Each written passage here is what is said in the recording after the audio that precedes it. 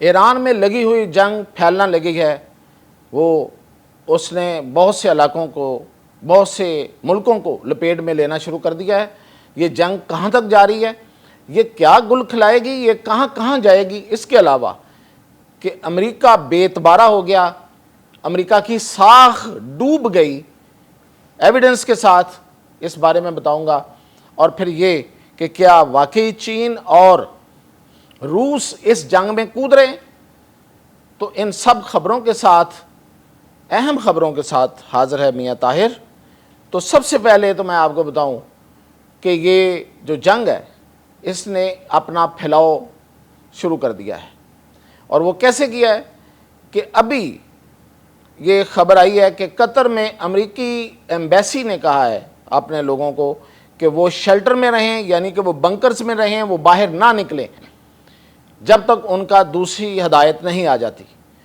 تو آپ کو پتہ ہے کہ قطر کتنا دور ہے ایران سے، تو اس کا مطلب یہ ہے کہ ایران کی طرف سے پورے ایریے میں جہاں جہاں امریکی مفادات ہیں یا امریکی ٹھکانے ہیں، وہ ایمبیسی ہے یا کوئی ایئر بیس ہے یا ان کا کوئی فوجی اڈہ ہے یا ان کا کوئی جہاز ہے، ان سب پہ ایران کی طرف سے حملوں کا اعلان ہو چکا ہے اور ان کو انٹیلیجنس مل چکی ہے۔ اور یہی نہیں ہے صرف، بلکہ ایران نے شام میں قصر ایئر بیس جو کہ امریکہ کے زیر استعمال ہے اور وہ بہت بڑی ایئر بیس ہے، انہوں نے بہت بڑا رن وے وہاں بنا رکھا ہے، اس پر ایرانی میزائلوں کا حملہ ہوا ہے۔ اب وہاں سے یہ کہا جا رہا ہے کہ امریکہ کی طرف سے کہ ہم نے اس کو انٹرسپٹ کر لیا ہے، یعنی کہ ان میزائلوں کو روک لیا ہے، لیکن آزاد ذرائع یہ کہہ رہے ہیں کہ نہیں، وہاں پہ میزائل لگے ہیں۔ تو یہ ایک بڑی ڈیولپمنٹ ہے۔ اور ابھی آپ دیکھ رہے ہوں گے کہ اسرائیل کے حملے بہت تیز ہو گئے ہیں ایران پہ، اور انہوں نے بہت اہم ٹھکانوں کو نشانہ بنایا ہے، اور خاص طور پہ پاسداران انقلاب اور انٹرنل سیکیورٹی کا جو ادارہ تھا، جو ان کی وزارت داخلہ، جہاں پہ بہت سے ان کے اہلکار موجود تھے، کچھ لوگ کہتے ہیں ہزاروں کی تعداد میں، اس عمارت کو انہوں نے نشانہ بنایا ہے۔ خدا نخواستہ وہاں پہ ہلاکتوں کا خدشہ ہے، شہادتوں کا خدشہ ہے۔ تو یہ جو اسرائیل ہے، اس نے یہ یکدم جو حملوں میں تیزی لایا ہے، اور اس نے جو فردو جو ان کا ایٹمی پلانٹ ہے اس پہ ایک بار پھر حملے کیے ہیں، اس کی وجہ یہ بتائی جا رہی ہے کہ اس کو خدشہ ہے کہ اب چین اور روس اس میں کود پڑیں گے۔ اور پھر یہ کہ فردو جو ہے وہاں سے بہت سا مٹیریل نکالا جا چکا ہے اور بہت سا مٹیریل نکالا جا رہا تھا، اس لیے انہوں نے اس کے داخلی دروازوں پہ جو بھی ان کے خیال میں یہاں سے وہ سامان لاتے اور لے جاتے ہیں، اس پہ انہوں نے حملہ کیا ہے۔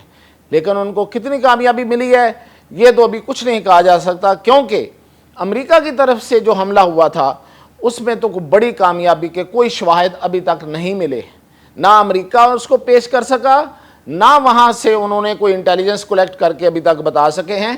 کلیم انہوں نے ضرور کیا ہے، لیکن اس کے شواہد ابھی تک پیش نہیں ہوئے کہ فردو اور اصفہان اور نیتنز، یہ 3 جگہوں پہ انہوں نے حملے کیے تھے، کہ کیا وہاں پہ کوئی انہوں نے واقعتاً پوری کارروائی کر لی ہے، ان پلانٹس کو، ان ریئیکٹرز کو ختم کر دیا ہے، تباہ کر دیا ہے، یا وہ صرف بم مار کے چلے گئے ہیں۔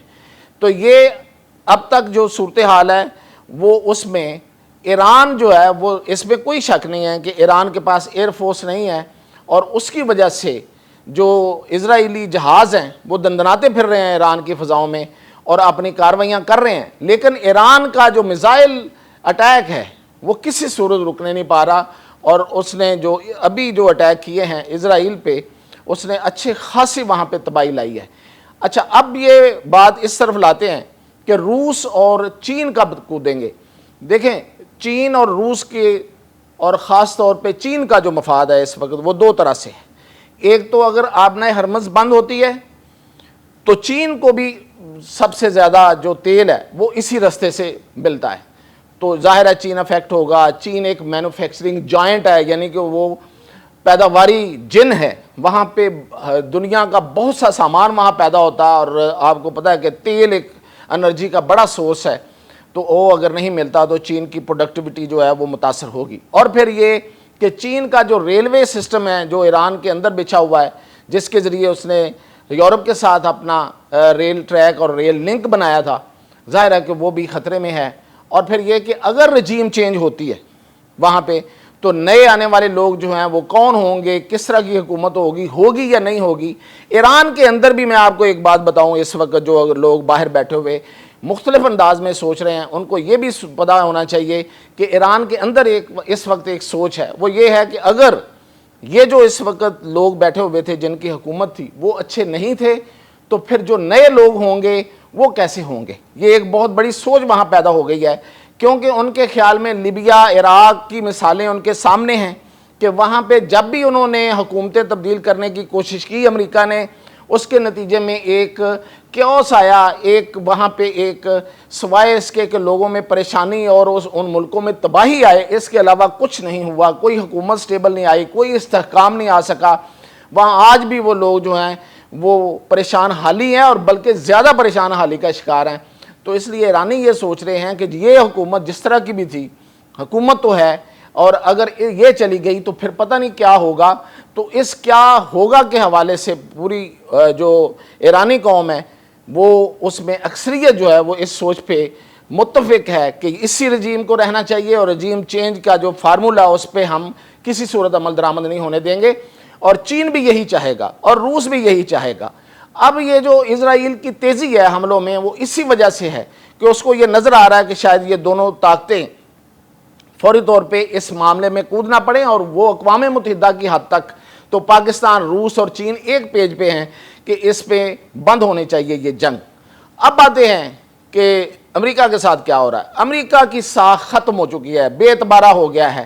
اس نے کہا ایران کو کہ آپ ہم سے مذاکرات کریں، ایران نے کہا ہم مذاکرات کریں گے، اسرائیل حملہ کر دے گا۔ انہوں نے کہا بالکل سوال ہی پیدا نہیں ہوتا، جب آپ ہم سے مذاکرات کر رہے ہوں گے تو اسرائیل حملہ نہیں کرے گا۔ اسرائیل نے حملہ کر دیا۔ ٹرمپ نے کہا میں 2 ہفتوں تک سوچ رہا ہوں، ابھی میں حملہ کرنے کا کوئی میرا فیصلہ نہیں ہے۔ اس نے 2 ہفتوں کا نہیں سوچا اور حملہ کر دیا۔ یہ ہے بے اعتباری۔ پاکستان نے آفر کی کہ آپ کو نوبل پرائز ملنا چاہیے امن کا، اور اس نے حملہ کر دیا۔ یہ ہے بے اعتباری، اور اس کی ثبوت کیا ہے؟ اب یہ تو میں صرف بیانات کی، اور اس حوالے سے لوگ کہیں گے کہ نہیں امریکہ جو ہے وہ ایسے ہی کرتا رہا ہے اور پھر بھی اس کی طاقت قائم اور دائم ہے۔ بالکل ایسا نہیں ہے۔ امریکہ کی طاقت کیا تھی؟ امریکہ کی طاقت امریکہ خود، اور اس کے بعد اس کی نیٹو جس میں اس نے دوسرے ملکوں کو شامل کیا ہوا تھا۔ کچھ ملک اس میں میٹر کرتے تھے لیکن سب سے زیادہ اس کی طاقت جو تھی وہ امریکہ کی تھی۔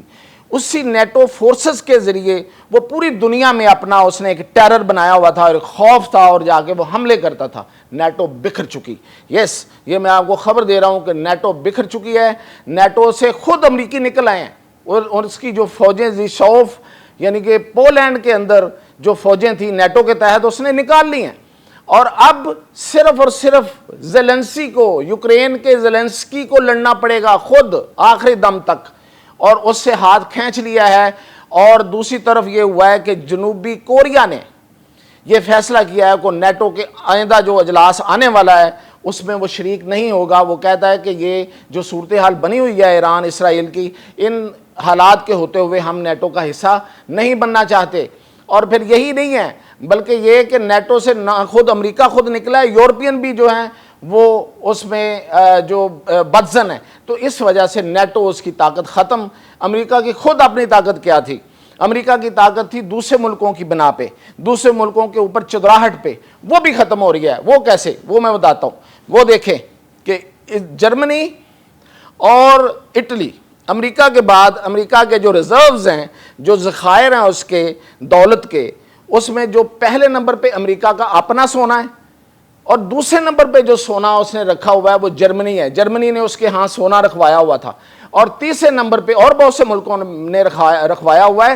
لیکن امریکہ کے بعد جو سب سے بڑے سونے کے ذخائر تھے امریکہ کے پاس وہ جرمنی کے تھے، اور تیسرے نمبر پہ اٹلی کے تھے۔ یہ دونوں ملکوں نے فیصلہ کیا ہے کہ ہم اپنے سونا وہاں سے واپس لے آئیں گے، کیونکہ ان کو اب یہ خوف ہونا شروع ہو گیا ہے کہ امریکہ کی تو اپنی ساکھ ختم ہو گئی ہے، پتہ نہیں امریکہ نے بھی خود برقرار رہنا یا نہیں رہنا، کہیں ہمارا سونا ہی نہ ڈوب جائے۔ تو یہ ہے امریکہ کی ساکھ جو ڈوب رہی ہے دن بدن، اور اس میں جو سب سے بڑا کردار ہے وہ اس کا ٹرمپ کا اپنا کردار ہے۔ اور پھر یہ کہ امریکہ کا یہ کہنا کہ جنگ تو ہم نے کر لی، حملہ تو ہم نے کر لیا، لیکن آبنائے ہرمز جہاں سے پوری دنیا کا 20% یعنی کہ چوتھا حصہ تیل جو ہے وہ گزرتا ہے، اس کو کھلوانے کے لیے کردار ادا کرے چین، تو اس کا مطلب یہ ہوا کہ آپ کی طاقت تو اتنی تھی، آپ تو صرف آگے بم گرا سکتے تھے، اس سے آگے تو آپ کچھ نہیں کر سکتے تھے۔ تو یہ ہے امریکہ کی طاقت اب تک کی۔ اور پھر اگلی خبر میں آپ کو دوں کہ پاکستان نے اس صورتحال میں اپنی سرحدوں پہ سیکیورٹی دوبارہ سے الرٹ کر دیا ہے۔ ابھی جو اجلاس ہوا ہے نیشنل سیکیورٹی کونسل کا، اس میں فیصلہ کیا گیا ہے کہ پاکستان ایئر فورس خاص طور پہ اپنی سرحدوں پہ الرٹ رہے گی۔ کیوں؟ کہ اس لیے کہ ایران کی اپنی کوئی ایئر فورس نہیں ہے اور اسرائیل کی ایئر فورس دندنا رہی ہے، اور وہ کسی وقت بھی اسرائیل اور انڈیا مل کے کوئی بھی مس ایڈونچر دوبارہ سے کر سکتے ہیں۔ اس لیے پاکستان ہائی الرٹ پہ آ گیا ہے، اور یہ جو جنگ ہے یہ ویسی میں نے بتایا آپ کو کہ پھیل رہی ہے، اس وجہ سے بھی پاکستان جو ہے وہ بہت الرٹ ہے، اور پاکستان کی سفارتکاری میں بھی تیزی آئے گی ان دنوں، آپ دیکھیے گا۔ اور ممکنہ طور پہ پاکستان کی طرف سے ایران کا دورہ بھی انہی دنوں میں ہو سکتا ہے، اور یہ بہت اہم ہوگا اگر پاکستان دورہ کرتا ہے تو یہ فیصلہ کن بھی ہو سکتا ہے۔ تو یہ تھی اب تک کی اپڈیٹ، مزید اپڈیٹ کے ساتھ حاضر ہوں۔